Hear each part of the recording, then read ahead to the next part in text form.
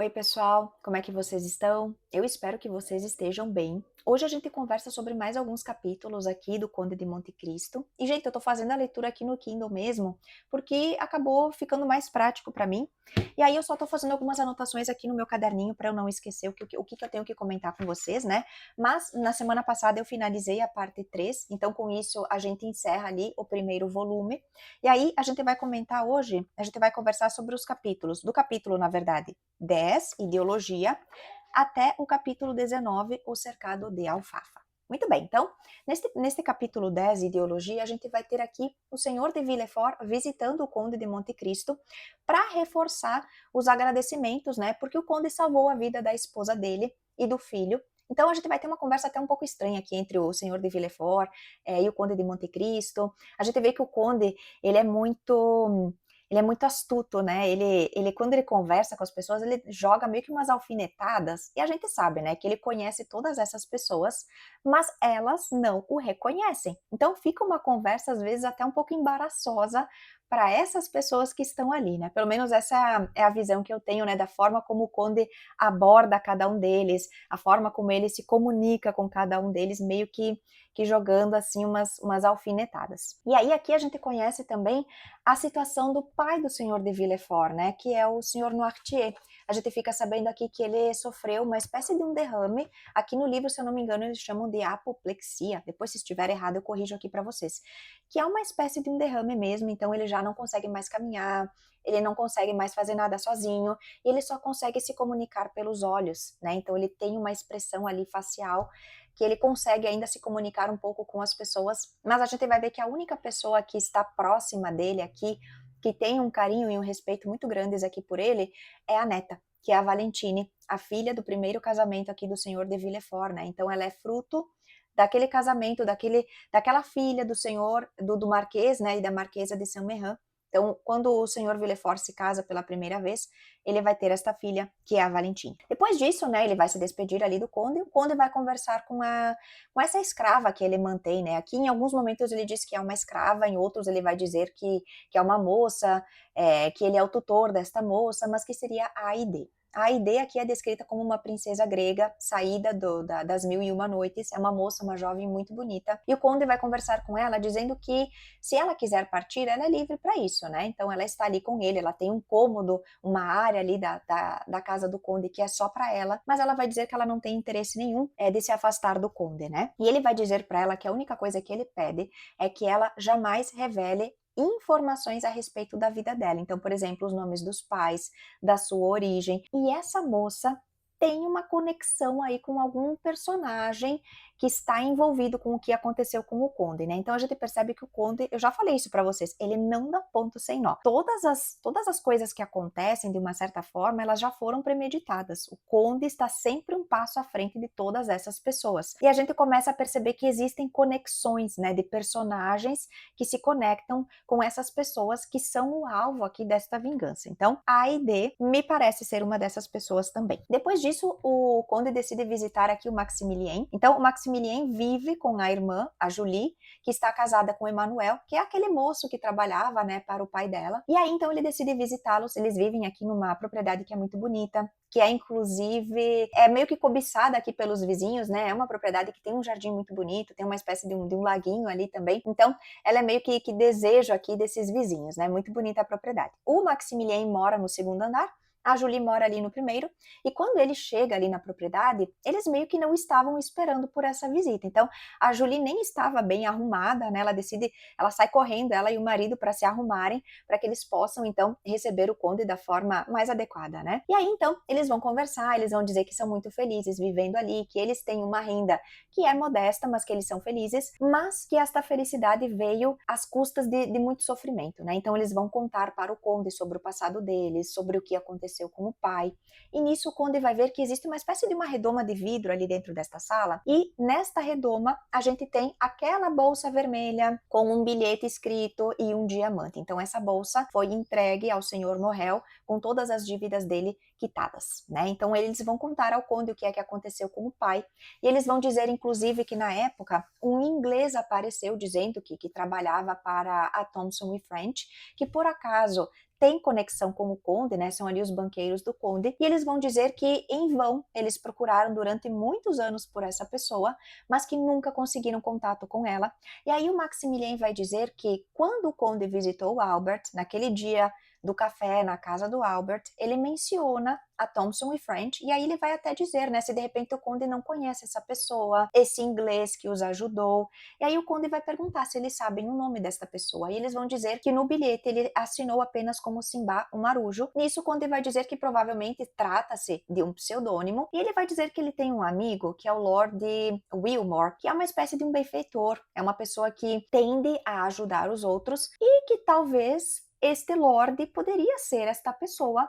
E aí então os irmãos vão ficar assim, né? Poxa, então de repente o conde poderia apresentá-los a este Lorde, eles poderiam conversar. E aí o conde vai dizer que ele já não tem mais contato com o Lord Wilmore, né? A última vez que eles se encontraram, se eu não me engano, foi na Itália, e ele nunca mais teve contato, mas que eles são muito amigos e que provavelmente o amigo do conde teria contado a ele sobre essa situação, né? Então o conde vai pedir para que eles deixem isso de lado, enfim, né? E aí o Maximilien até vai dizer que o pai sempre achou que não foi este inglês que o ajudou, né? Que no leito de morte, inclusive as últimas palavras do senhor Morrel seriam as de que quem o ajudou foi Edmond Dantes. E aí, neste momento em que o conde ouve, né, essas palavras, Edmond Dantes, ele vai ficar assim meio desconcertado, ele não sabe muito bem como agir, e aí ele vai inventar uma desculpa qualquer, né, dizendo que ele já passou muito tempo ali, que ele precisa se retirar, e nisso, então, ele sai ali da residência, né, da Julie e do irmão. Depois disso, a gente vai conhecer um pouco da propriedade do senhor de Villefort, e a descrição dessa propriedade me parece algo tão frio, tão lúgubre, né, parece uma área, assim, que não é tão aberta a recepções, não sei, fiquei com essa impressão. E aí a gente vai ter aqui, essa casa, ela é cercada, e a gente vai ter, então, Maximilien visitando a filha do senhor de Villefort. Então, aqui a gente tem um casamento arranjado, né, a Valentine, que é a filha do senhor de Villefort, está prometida para o Franz, que é aquele amigo do Albert, que estavam juntos ali em Roma, que a gente viu, né, aquela situação do carnaval, só que ela não o ama, e a gente sabe que aqui os casamentos, eles são mais uma espécie de um acordo comercial, né, não existe amor entre esses jovens, mas as famílias têm esse desejo, né, de que eles fiquem juntos. Muito bem, e aí ela vai dizer, né, ao Maximilien que ela não ama este jovem, né, que ela não tem interesse nenhum em casar-se com ele, porque ela ama o Maximilien. E aí a gente fica sabendo aqui também que o senhor de Villefort, ele não tem um relacionamento muito bom com essa filha. E ela vai dizer então que a madrasta não gosta dela, que o irmão dela também está sempre ali incomodando, e que o pai não está nem um pouco interessado com ela também, de modo que a única pessoa que ela tem no mundo é o vô.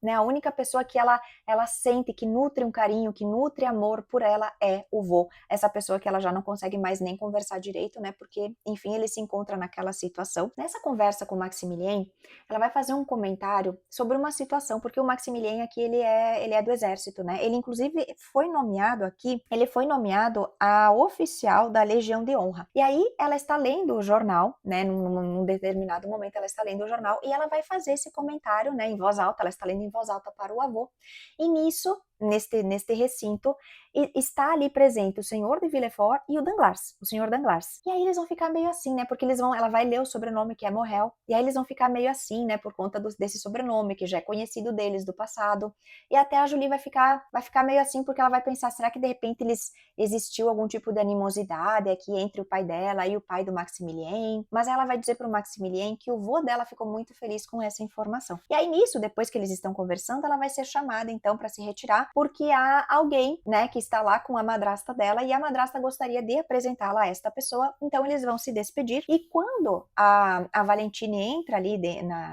na sala, né, enfim, ela vai ver então que a pessoa que está ali é o Conde de Monte Cristo. A senhora de Villefort então irá apresentar lá o conde vai ficar muito feliz em conhecê-la, ele vai ver que ela é uma moça muito bonita, e aí eles vão conversando, né, e o conde vai dizer que ele acredita já ter visto a senhora de Villefort, a Valentine e até mesmo o irmão dela em algum outro lugar. Ele diz que os rostos deles ali não são estranhos. E aí a Valentine até vai arriscar dizer que no passado ela precisou se afastar por um tempo por conta de algumas condições de saúde, os pulmões dela não estavam muito bem, os médicos estavam um pouco preocupados e recomendaram a ela a Itália. E ela, a madrasta e o irmão vão fazer uma viagem. E aí ela vai citar alguns nomes aqui, algumas cidades, e ela comenta aqui sobre Perúdia, e aí o conde vai dizer que provavelmente foi ali que eles se encontraram, E a madrasta até vai dizer que a memória dela não é muito boa e que ela não se lembra exatamente disso. O conde vai dizer que ela estava na presença de um homem que usava um sobretudo.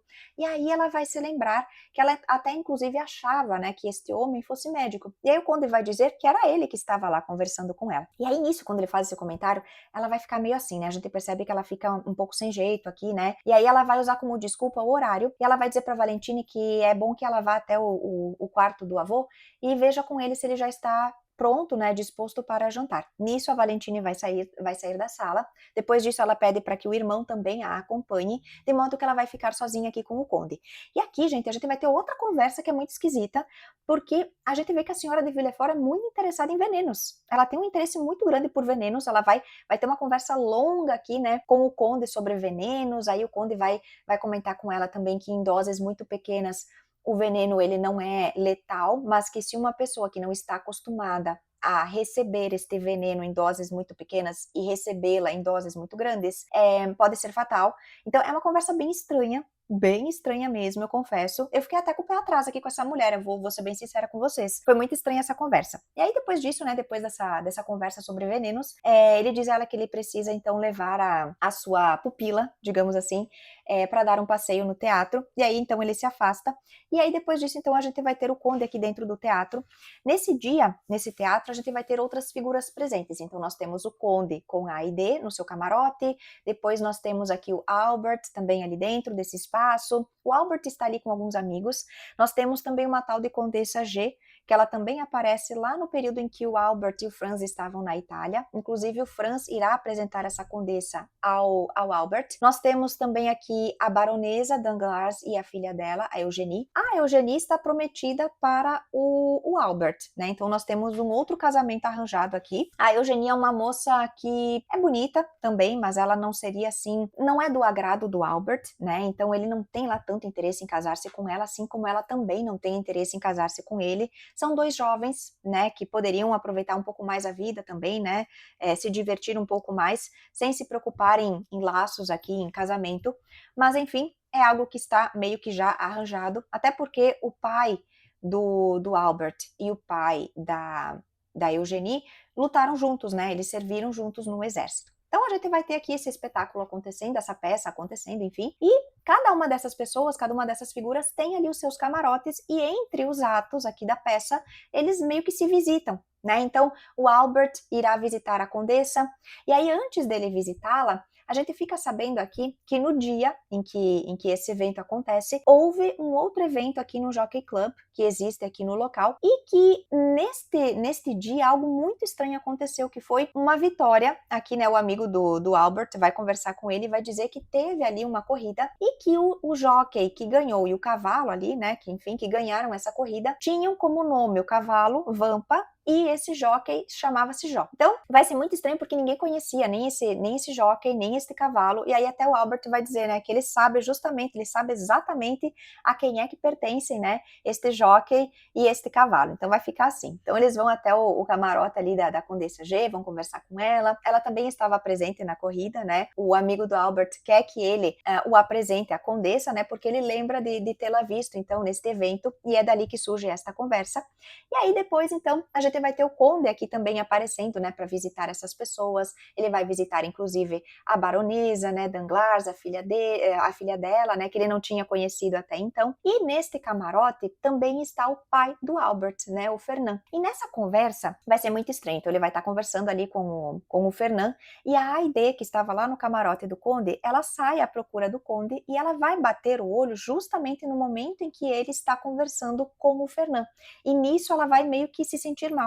E aí até o pessoal que estava ali dentro do camarote vai dizer, olha, né, a sua protegida, parece que ela não está se sentindo muito bem. E aí o conde se afasta, ele vai dizer que ela é muito sensível, que talvez tenha sentido o cheiro de algum perfume, e que por conta disso ela tenha se sentido mal. E aí ele vai até ela, e aí ela vai perguntar a ele com quem é que ele estava conversando. E aí ele vai vai dizer, né, que é este conde ali, de Morcerf, né, que ele inclusive serviu no exército do pai dela. E aí ela vai dizer então que este homem foi responsável por vender o pai dela aos turcos e que o fato dele ter dinheiro deve-se a esta venda que foi feita, né? Então ele consegue o dinheiro, esta fortuna, por conta de uma traição. É por isso que eu digo para vocês, tudo que o Conde faz se conecta de alguma forma com todos esses personagens que são o alvo da vingança dele. Então, a A e D também tem alguma coisa a ver. Não sei, são vozes da minha cabeça.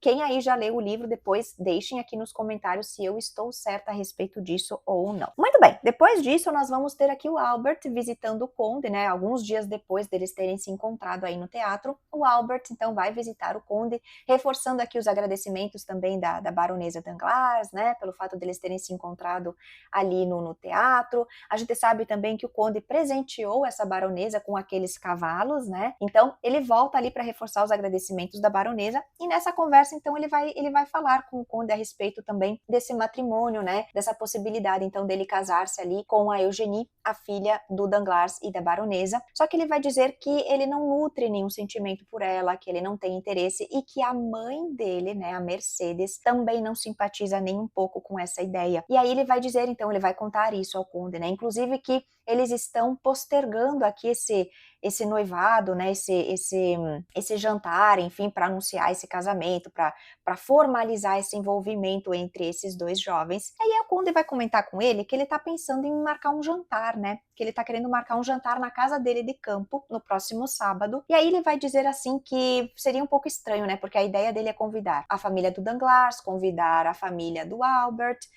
convidar o senhor de Villefort e a família. Então ele disse que se ele fizesse isso e o Albert estivesse presente, ia parecer quase como se fosse uma reunião mesmo pré-casamento, né? Algo assim que se assemelhasse a um jantar de formalização de casamento e que talvez isso não fosse ser muito bom ali para a mãe do Albert, talvez ela não fosse gostar muito da ideia. E aí então ele sugere para o Albert que ele não compareça a este jantar com a mãe, e aí o Albert vai dizer que ele fica muito agradecido por isso, e eles vão inventar ali uma situação. O Albert vai dizer que ele tinha planos, inclusive, de viajar com a mãe dele, de sair por um tempo, e aí então eles vão usar isso como uma desculpa para ele não estar presente ali neste dia. Então a gente já sabe que o Conde pretende fazer ali algum tipo de reunião e ter todas essas pessoas juntas no mesmo lugar. Depois disso, pessoal, vai acontecer uma conversa aqui, uma outra situação que alugou meio que um triplex aqui na minha cabeça, porque a gente vai conhecer aqui, nos capítulos 17 e 18, a gente tem aqui o Major Cavalcante e o filho dele, Andrea Cavalcante. Só que são dois personagens que até então eu nunca tinha ouvido falar, eles aparecem aqui do nada,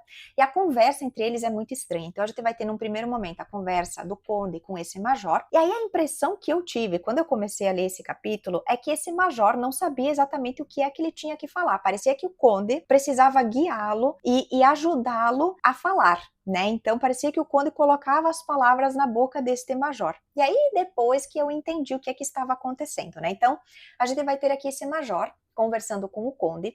Supostamente esse Major era casado, né, com uma marquesa. Qual que era o nome dela? Oliva Corsinari. Então ele supostamente era casado com esta mulher, Oliva Corsinari, e eles tiveram um filho, e este filho foi raptado aos 5 anos por uma cigana. E aí o Major Cavalcante recebe uma carta do abade Busoni dizendo que ele precisa então procurar o Conde de Monte Cristo para reivindicar este filho. E aí a gente vai ter essa conversa entre o Conde e entre este Major. Existe dinheiro envolvido ali, né? Então fica acertado que o Conde tem um dinheiro ali a passar para este Major, e depois a gente vai ter uma conversa num outro cômodo separado do Conde de Monte Cristo com o Andrea Cavalcante, o suposto filho deste Major. E aí, de novo, uma outra conversa esquisita, e aí o Andrea vai dizer que ele recebeu uma carta assinada por Simbal Marujo, que depois o Conde vai dizer que Simbal Marujo seria a identidade ali, né, do Lord Wilmore, e aí ele vai dizer então que o Conde, né, o André vai dizer que então ele recebeu essa carta dizendo que ele precisava buscar o Conde no endereço dele,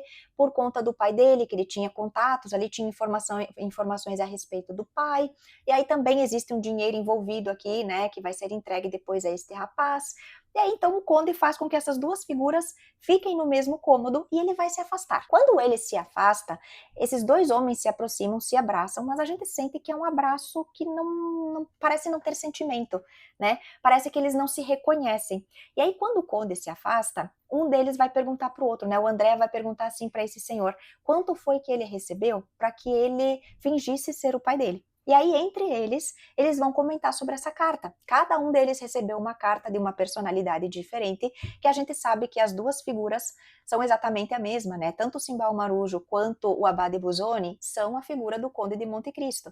E aí, este Major Cavalcante vai dizer que ele recebeu uma carta dizendo que, como ele era um homem velho, pobre, ele poderia aproveitar essa oportunidade, né, e fazer isso que eu comentei com vocês, de procurar o conde, reivindicar este filho, de modo que ele pudesse assegurar a sua velhice, porque ele iria receber ali uma quantia em dinheiro. E o mesmo acontece com esse jovem que está sendo chamado aqui de Andrea Cavalcante, recebendo uma carta dizendo que pelo fato também dele ser pobre, que ele poderia ter uma chance de ter um pouco de dinheiro, né, de ter uma vida um pouco melhor, e que ele fizesse isso, que ele seguisse esses passos. Então, os dois acham que o Conde de Monte Cristo não tem conhecimento deste plano, mas o Conde sabe exatamente tudo que está por trás, ele conhece com certeza, né, ele já sabe sobre essas cartas, né, provavelmente foi ele mesmo que redigiu cada uma delas, foi ele que arquitetou este plano, e aí depois de um tempo, então, o Conde vai entrar neste cômodo, vai encontrar com essas duas pessoas, e aí, então, ele vai convidá-los a participar, então, deste jantar que ele vai dar na casa dele de campo no sábado, e fica acertado, então, que isso vai acontecer. Então, nós temos essas duas figuras aparecendo agora, que são supostamente pai e filho, mas a gente sabe que existe um plano por trás, né? Os dois acreditam que o conde não tem conhecimento de nada, mas é o conde que está por trás de tudo isso. E não sei quais são os planos do conde em relação a esses dois homens, né? Mas enfim, provavelmente a gente vai descobrir depois, né, a partir do momento que a gente tiver aqui esse jantar acontecendo. E para finalizar, nós temos, né, o fechamento aqui dessa parte, mais um encontro, então, do Maximilien aqui com a Valentine. No dia em que o Maximilien vai para visitá-la, ela tinha recebido ali a visita da baronesa Danglars e da filha dela, e a Valentine começa a caminhar, né, no pátio com a Eugenie. Então ela está de braços dados ali com a Eugenie e ela faz questão de caminhar ali nesse espaço para que o Maximilien veja que ela está atrasada para o encontro deles por conta desta visita. E aí depois então que a Eugenie vai embora, ela consegue finalmente conversar ali com o Maximilien, e aí ela vai contar para ele, né, eles vão conversar novamente, a conversa entre eles aqui é bem melosa, né, mas enfim, ela vai contar para ele então que a Eugenie confessou que ela não tem interesse, né, de se casar com o Albert, que ela não gosta dele, que ela não tem pretensão nenhuma, né, de que esse matrimônio aconteça, da mesma forma que ela não quer se casar com o Franz. E aí conversa vai, conversa vem, ela vai dizer também, ela vai contar, né, que a madrasta quer conversar com ela e que essa conversa tem a ver em parte com a fortuna da Valentina. Então ela vai dizer aqui pra gente que ela tem dinheiro, né, por parte de mãe, ela tem direito à fortuna, que é da mãe, e ela também tem direito à fortuna que seria ali, né, dos avós dela, dos avós maternos, do Marquês e da Marquesa de Saint-Méran, e ela vai dizer também que provavelmente o avô dela vai nomeá-la a única herdeira, né, então ela tem muito dinheiro ali, ela tem uma fortuna, enquanto a senhora de Villefort não tem dinheiro nenhum, e a senhora de Villefort, de uma certa forma, tem interesse nessa fortuna da Valentine, né? Porque se ela abrisse mão de toda essa fortuna, esse dinheiro todo ficaria para o filho da senhora de Villefort, né? Então, existe alguma coisa acontecendo aqui. Então, ela tá preocupada que talvez essa conversa envolva até mesmo o casamento, né, do Franz, porque o Maximilien vai dizer que o Franz está para voltar, e ela tem medo que talvez essa conversa esteja conectada com esse casamento, com essa união. Ela não tem interesse nenhum em fortuna. Ela pergunta, inclusive, para o Maximilien se ele iria amá-la, caso ela ficasse pobre, porque o dinheiro não é o mais importante para ela, né? E ele vai dizer que, obviamente, né, que ele ficaria com ela em qualquer circunstância. E ele conta para ela também, ele vai apontar um cavalo que está junto com ele, e a história desse cavalo é bem curiosa. Ele vai dizer para ela que ele tinha interesse em comprar esse cavalo, mas que ele custava um valor aí que ele não conseguia pagar. E aí vai acontecer uma situação em que ele vai se ver envolvido em um jogo de baralho, em que vai acontecer uma aposta, e ele vai estar ali com alguns amigos, e o Conde de Monte Cristo também vai estar presente ali neste momento, né, neste jogo, e ele vai dizer que ele, o Maximilien, irá ganhar esta aposta, embora ele não seja uma pessoa que aposte, né, ele não tem esses objetivos, mas ele vai acabar ganhando o prêmio, E o prêmio é praticamente o valor ali que ele precisa para comprar esse cavalo. E aí ele comenta com a Valentine até que ele tinha interesse, né, em conversar com um amigo sobre esse amor que existe entre eles. Ele vai dizer a ela que esse amigo seria o Conde, mas ela fica com o pé meio atrás, porque o Conde tem contato com a madrasta dela, então ela acha que talvez não seria muito bom. E aí o Maximilien vai dizer que ele acredita que o Conde tenha perdido de propósito para que ele pudesse ganhar esse prêmio e pudesse comprar esse cavalo, como se o Conde já soubesse que ele tinha interesses neste cavalo. E aí a Valentine vai ficar meio assim, né? Ela acha que o Maximilien é muito suscetível aqui a acreditar em coisas que talvez não sejam reais. E aí vai ficar por assim essa conversa entre eles, né? Então o Maximilien decide que talvez não seja uma boa ideia ele conversar com o Conde por enquanto, né? Em conversar com ele sobre esse amor que ele sente pela Valentine, até porque eles se conhecem há pouco tempo, né? Mas ele nutre, né, uma simpatia muito grande pelo Conde, mas por enquanto vai ficar decidido desta forma. Então, a gente finaliza aqui, né, esta parte 3 com essa conversa acontecendo entre o Maximilien e a Valentine. E agora, então, falta a gente descobrir o que é que vai acontecer no volume 2. Eu acho, pessoal, não sei. Eu acredito que a partir de agora, depois do Conde já ter unido todas essas pessoas, dele ter se conectado com todas elas, eu acredito que agora ele vai começar a colocar o seu plano em prática. Até porque é o último volume e tem que acontecer alguma coisa, né? Então, nesse primeiro momento, foi o momento da volta dele, né? Do surgimento dele, do renascimento dele, né? Das cinzas, vamos dizer assim. Ele passou todo esse tempo se instruindo, se informando. Ele é um homem muito culto, ele é um homem muito misterioso, ele gera muita curiosidade aqui nas pessoas. Então, ele fez tudo o que precisava ser feito para que ele pudesse estar próximo de todas essas pessoas. E se a gente parar para pensar, todas elas meio que devem alguma coisa ao Conde. É meio que uma dívida moral, assim, eu diria, né? Porque todas elas têm alguma coisa que as conecta de alguma forma com o Conde. Então, ele amarrou muito bem, né, todas essas pessoas ali ao seu redor, de modo que agora eu tô aqui esperando para que a ação comece a acontecer, para ver o que ele vai tramar aqui para essas pessoas, né? Para todas essas pessoas que de alguma forma o fizeram sofrer ali no passado. Então, vamos aguardar, né, para ver o que vai acontecer. E na próxima semana, então, eu volto para a gente já conversar aqui sobre os primeiros capítulos da parte 4. Depois eu deixo aqui para vocês também na descrição quais serão os capítulos lidos, para que a gente possa, então, conversar sobre eles, tá bom, pessoal? Vou ficando por aqui. Se vocês me acompanharam até aqui, pessoal, não se esqueçam de deixar o seu like, se inscrever aqui no canal e ativar o sininho para as notificações, tá bom? Até lá! Tchau, tchau!